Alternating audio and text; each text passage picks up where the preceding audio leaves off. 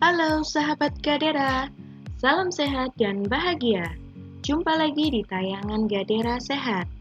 Kondisi tubuh manusia dapat diperiksa secara umum melalui tanda-tanda vital yang biasa dilakukan oleh tenaga kesehatan saat kita sedang ke klinik atau rumah sakit. Mari kita pahami bersama apa yang dimaksud dengan pemeriksaan tanda-tanda vital. Pastikan Anda sudah subscribe dan like video ini untuk terus memberikan motivasi bagi Gadera Sehat membuat video terbaru. Vital sign atau tanda-tanda vital adalah ukuran statistik. Berbagai fisiologis yang digunakan untuk membantu menentukan status kesehatan seseorang, terutama pada pasien yang secara medis tidak stabil atau memiliki faktor-faktor resiko komplikasi kardiopulmonal dan untuk menilai respon terhadap intervensi. Tanda-tanda vital terdiri dari tekanan darah, suhu, pernapasan, dan denyut nadi. Tekanan darah adalah tekanan yang dialami darah pada pembuluh arteri ketika darah dipompa oleh jantung ke seluruh anggota tubuh. Pengukuran tekanan darah dapat diukur melalui nilai sistolik dan diastolik. Tekanan darah dapat diukur dengan alat sphygmomanometer dan stetoskop untuk mendengar denyut nadi. Satuan pemeriksaan tekanan darah adalah milimeter air raksa. Angka yang disebut di atas dinamakan tekanan sistolik, menunjukkan tekanan darah kita saat jantung berdetak.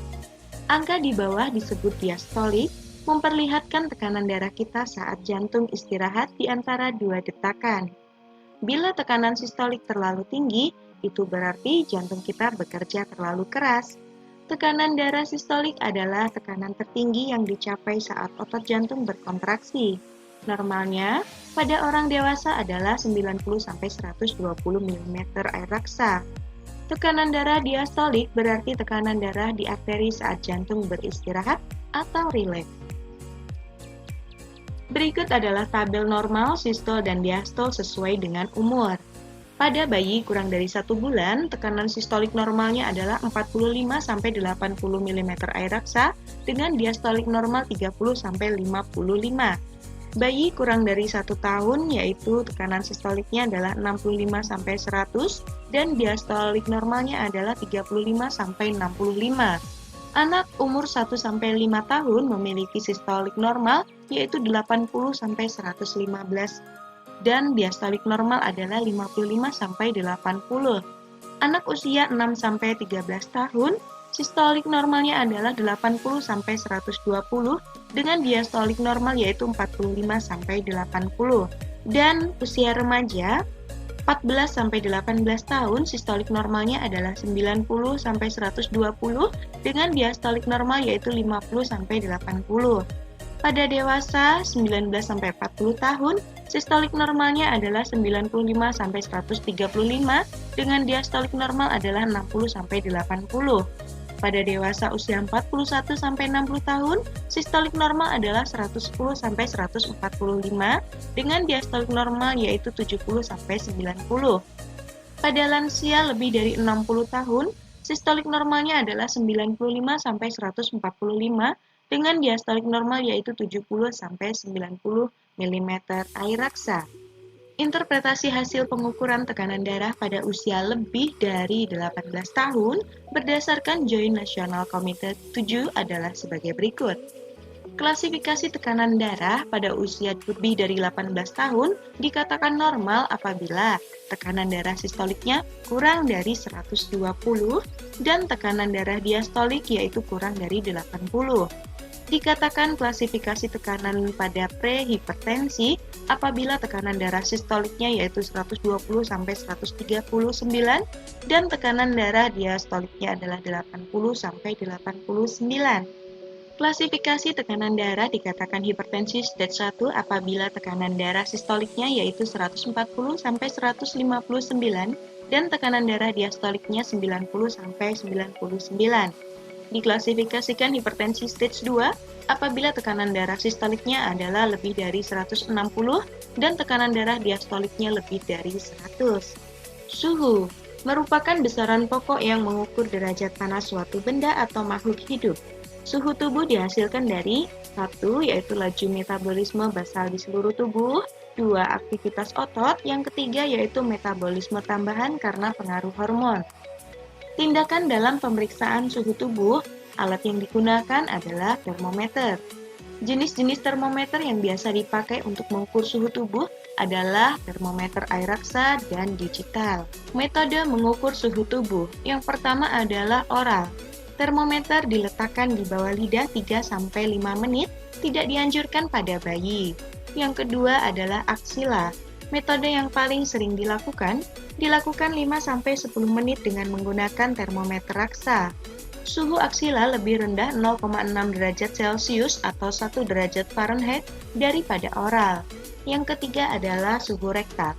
Biasanya berkisar 0,4 derajat Celcius atau 0,7 derajat Fahrenheit lebih tinggi dari suhu oral. Suhu normal sesuai usia dapat kita lihat di tabel berikut. Pada usia 3 bulan, suhu normal adalah 37,5, pada 6 bulan adalah 37,5, 1 tahun adalah suhu normal 37,7, 3 tahun adalah 37,2, 5 tahun adalah suhu 37,0, 7 tahun adalah 36,8, 9 tahun adalah 36,7, 11 tahun adalah 36,7, 13 tahun adalah 36,6, dewasa 36,4, lebih dari 70 tahun adalah 36,0.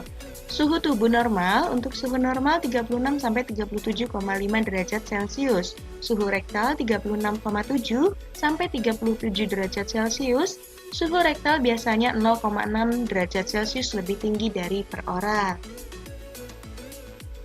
Selanjutnya adalah pernapasan. Adalah frekuensi proses inspirasi dan ekspirasi dalam satuan waktu atau menit.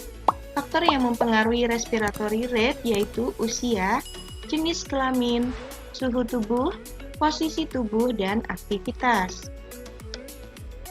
Berikut merupakan tabel normal pernapasan sesuai usia.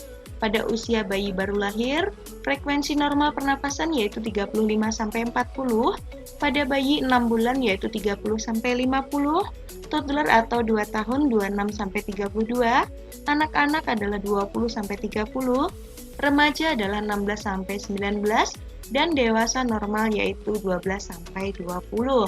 Interpretasi dikatakan tachypnea bila pada dewasa pernapasan lebih dari 24 kali per menit. Dikatakan bradypnea apabila kurang dari 10 kali per menit, dan dikatakan apnea apabila tidak bernapas. Pada denyut nadi, frekuensi denyut nadi manusia bervariasi tergantung dari banyak faktor yang mempengaruhinya pada saat aktivitas normal. Normal yaitu 60-100 kali per menit, dikatakan bradikardi apabila kurang dari 60 kali per menit, dan dikatakan takikardi apabila lebih dari 100 kali per menit. Berikut tabel normal denyut nadi. Pada usia BBL, rentang normal denyut nadi adalah 120-160 dengan rata-rata 140. Pada usia 1-12 bulan, rata-rata adalah 120. Pada usia 1-2 tahun, rata-rata 110. Pada usia 3-6 tahun, rata-rata 100.